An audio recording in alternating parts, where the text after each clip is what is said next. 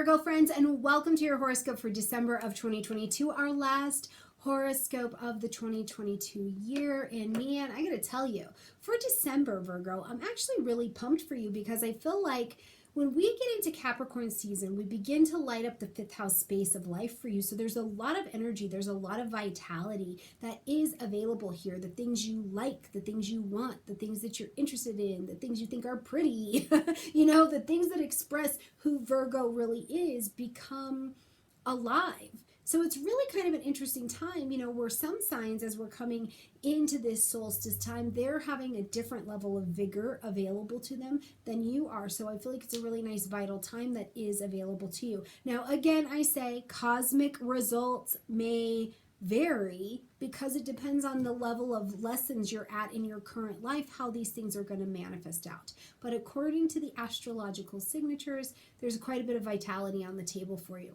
Now, at the beginning of this reading, I want to flash you back to the beginning of 2022, January 2022, where we came into the year in the Capricorn signatures that we're getting ready to come back into. If you remember from your 2022 annual horoscope that I was talking about how we're going to bookend the year. We had Venus retrograde in that Capricorn energy at the beginning of 2022. So you were revaluing things. You were getting serious about the relationships in your life. You were getting serious about your finances. You were getting serious about what was important to you, maybe investing in something. You were getting serious about things going on with your children and what the value is for you and where you needed to collaborate or cooperate and what was important and a priority. What were your talents, their talents at that time? And now that we're back in it in December, you're kind of looking back from January to now and going, okay, what decisions did I make that were more in alignment with what I saw at that Venus retrograde? And now as we're coming into the Capricorn season and then the Mercury retrograde here, which will take us into 2023, you get the opportunity to make sure that the structure is here and is sound. Make sure that it is set up for an energy that can achieve. You're achieving the highest amount of vitality that is available to you. You're helping those children. You are getting that business of your own launched, whatever it is. And then you'll use the Mercury retrograde, which is your ruling planet, to make some different decisions that are really about that course correction, realignment, and revitalization of this area as well. So huge signatures in the fifth house. If you get nothing else out of this reading, please go check out what is going on in your fifth house with your children, with your lovers, with the things that you want to do, things that are maybe even uncharacteristic of you, where you're like, I want to break out and express myself a little bit. Whatever that is for you, Virgo, let me know in the comment section down below. All right, Virgo, into the month we go. Right at the beginning of the month, we've got Neptune coming direct in the energy of Pisces, which is right across the street. So lighting up your seventh house space. Now, Neptune has been in Pisces for some time. We saw it go into retrograde in June. And when Neptune is direct, we have a vision, we have a dream, we have this energy that is very creative, but it's not tangible. It's just very much so the vision. And it's so all-encompassing that it can be unconditionally compassionate, loving, believing in that vibration. So we see that happening in your relationships, right? So as Neptune was direct, what was going on in your relationships? Maybe you were seeing them, and for years, right, you were seeing them through one lens. And maybe that lens wasn't clear. It was like, yes, this is the vision of my life. This is the vision of my conscious, chosen one-on-one relationships, the business relationships I have in my life, the commitments that I have in my life. And when Neptune went retrograde in June, it is like the intangible space leaves and it becomes very, very concrete. So you start looking around your relationships going, I had some rose-colored glasses here. The veil is lifted. The vision that I had for my relationships and who these people are, who these arrangements are, who these commitments are, is not exactly what I thought it was. And I need to retrograde, vision, dream, inspire this area of my life. So truly think to your most significant relationships in your life, which include your partners, your business, the company you work for, and most importantly, Virgo, with you. At this point in the year, as this Neptune energy is coming out of retrograde, where do you see you a little bit more clearly? And from there, in this direct energy, you can create the vision of where you want to go next, because it is important for us to vision. It really, really is, to move in the space of childlike faith and vision and intangibility. Because before a chair was a chair, it was just an idea, and now we got chairs everywhere, right? So you have to vision it so that you can bring it forward. As we get to the 6th, we see Mercury, your ruling planet, now stepping into the energy of Capricorn. So besides having Pluto here, we're going to start to slowly every week turn up the volume on this 5th house space. But Mercury coming into Capricorn here is going to bring your focus to the efficiency of this area. In your 5th house with your children, maybe you're starting a new business, you're taking a risk, you are, there's something romantic or something that you're very passionate going on in your life, and you're pretty matter of fact about it. Mercury in Capricorn wants the facts, wants the details. Does this help me achieve? It's a little bit more reserved and not so wordy. So it's also really nice to help with focus. What do you need to get your attention around to be able to get something organized, to be realistic, to make sure it's practical, and that you're making decisions that help this area of your life achieve? Where are your children achieving at a different level, and they have some focused lessons going on for themselves as well?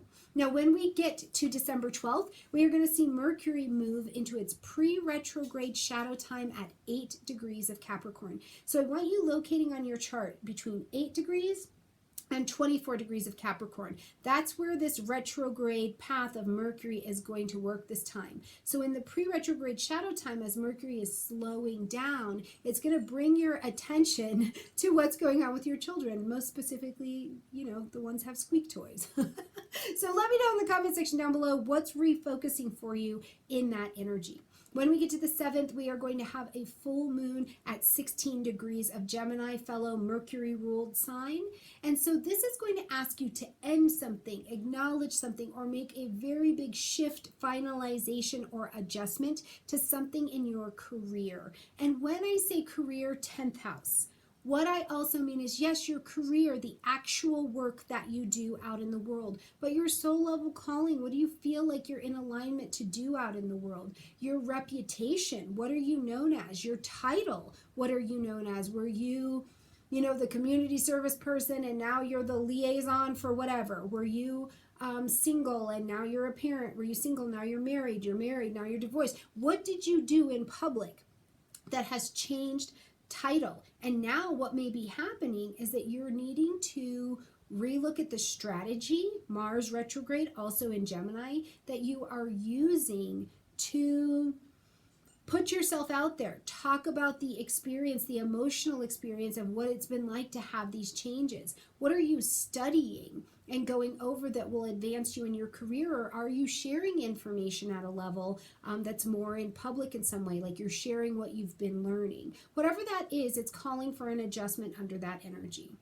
When we get to the 9th, we're going to see Venus now move into the energy of Capricorn. So it's starting to get busier and busier and busier. But Venus in Capricorn is about attracting in. You're attracting in. Venus is not going out to hunt and gather. It's attracting in. So attracting in opportunities, right? Attracting in relationships that can be beneficial, bringing harmony to anything that was going on in this 5th house arena, the children, the romance, the starting your new business. Maybe you're doing an adoption or something like that. Whatever it is, Venus is going to bring a harmony here, but also attract the relationships, the financial opportunities, and the opportunities for value to be achieved here, okay?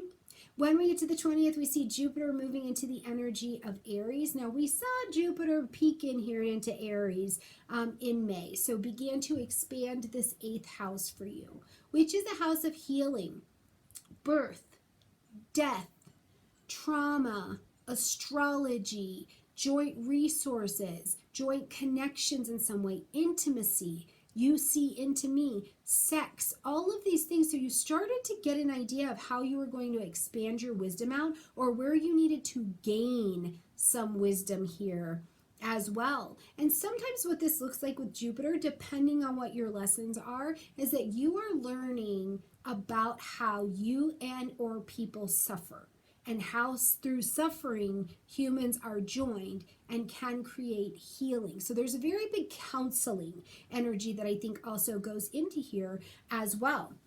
But it very much so could have been that you are learning you need to initiate. You are finding out what you would like to go confidently in the direction of your dreams about, but it was just short. And then we saw Jupiter move back into Pisces, but now it's back in Aries, and it is going to run through Aries. So in this area, I'm telling you, if you needed to take out a loan, or something is going on with an expansion with your partner, maybe you're deciding to take on a commitment, or your partner is making more money, or they have a change to their money, whatever it is, go very faithfully and very confidently in the direction of creating intimacy, creating healing, and to detox. This can be a powerful, powerful detox when Jupiter is transiting here, because you're like, get rid of it. I don't need it anymore, which is brilliant. Small interruption with Brody. So we're going to welcome on the 21st. We're going to welcome in the solstice, whichever one you are celebrating, whether it is the summer or it is the winter solstice. The season change is here. Your fifth house is loaded with energy. So I very much so invite you to bring your attention to what is going on in this particular area, because the work here now is about looking at if the energies here are achievable. Do you have a strong enough foundation? Are you organized? Are things practical? What are the long-term goals that you have for that new business you're building? What are long-term goals with your children? What is going on? A long-term goal with a romance. Can this be successful? Is it sustainable? Do you have the resources you need? Where do you need to delegate because you're not actually needing to have your hands on everything? So where is this area the best that it can be in terms of being able to build a structure that is very firm for you to stand on? Now, to also call in those resources, we've got a new moon happening on the 23rd. At 1 degree of Capricorn. Okay, so you're planting your seeds of intention, and that 1 degree kind of gives us the signal that whatever you're beginning in terms of resources, or you're calling in that new beginning energy, first of all, it will require a new level of discipline, maturity, obligation, responsibility to come to your table, and you take it on because you're ready. Right? Because this is a young degree, so you are still learning about this, and you might not have it down pat in the next 4 weeks, but you seem to be willing to take it on. The one thing I will tell you is that this particular moon is also square that Jupiter in Aries, so try not to take on too much too fast, okay, Virgo? Like, you still have to have energy to, deliver in the material plane what needs to be delivered. As we're going to close out this month on the 29th, we're going to see your ruling planet Mercury step into that retrograde at 24 degrees of Capricorn. So until January 18th, we are going to end, acknowledge, adjust, re-edit, review, reunion, revise, all of the you're going back over this fifth house area. So things with children, you have to get ready to make some different decisions, because this is the thing, you can't move forward into the new direction of your life with all the same old structures that didn't work anymore. So maybe there's new decisions you need to be bringing to the table. Maybe there's a conversation you have to go back to around your business, around the romance, around expressing yourself, around buying that shiny thing where you're like, hold on, I just rethought that. You know what I mean? Whatever it looks like, you're going to be doing that revisioning. And by the time we get to February 7th of 2023, we end the entirety of that Mercury retrograde cycle from the pre-retrograde that starts on December 12th, 2022,